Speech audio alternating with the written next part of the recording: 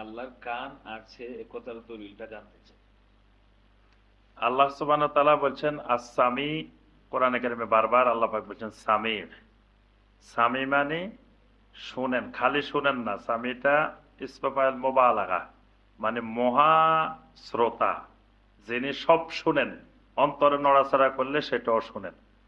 তো এটা থেকেই আকীদার যারা ওলামায়ে কেরাম, যারা আকীদার বিশেষজ্ঞ, তারা বলছেন যে আল্লাহ সুবহানাহু ওয়া তাআলার শোনার মতো কোনো আকার আছে। আকার যদি না থাকতো মানে শুনেন কিভাবে, দেখেন কিভাবে?